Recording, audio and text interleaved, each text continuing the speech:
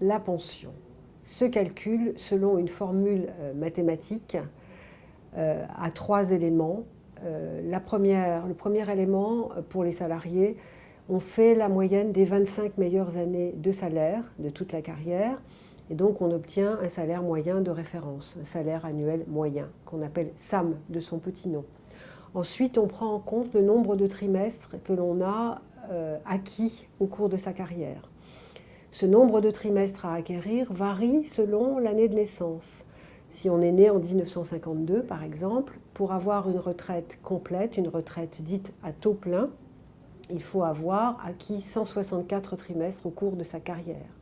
Si on a acquis les 164 trimestres au cours de sa carrière, on a une retraite dite à taux plein, c'est-à-dire que le taux sur lequel on va calculer par rapport au salaire est de 50%.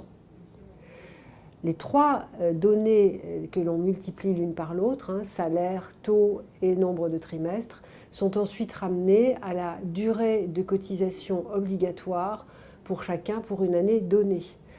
Pour les gens, reprenons l'exemple des gens nés en 1952, ce que l'on appelle cette durée de référence obligatoire est aussi de 164 trimestres. Ça, c'est pour la retraite de base.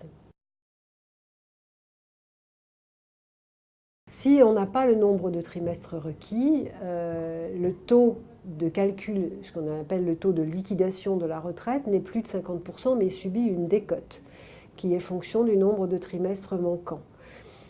Dans ces cas-là, le mieux que la personne a à faire, si sa santé le lui permet et si son milieu de travail le lui permet, c'est de continuer à travailler jusqu'à avoir le taux plein, parce que qui touche une retraite minorée à cause de la décote touchera une retraite minorée jusqu'au restant de ses jours.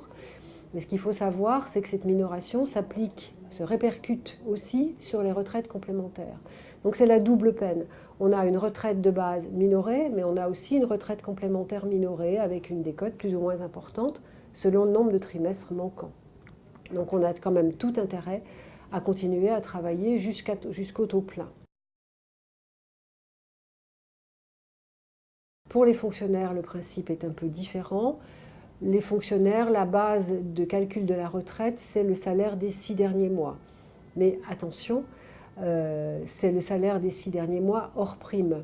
Donc on dit toujours que les fonctionnaires sont privilégiés parce qu'ils touchent une retraite équivalente à 75% de leur salaire des 6 derniers mois. Mais si ce salaire était composé à 50% de prime, comme c'est le cas dans certaines professions, ce sera 75% de 50% du salaire.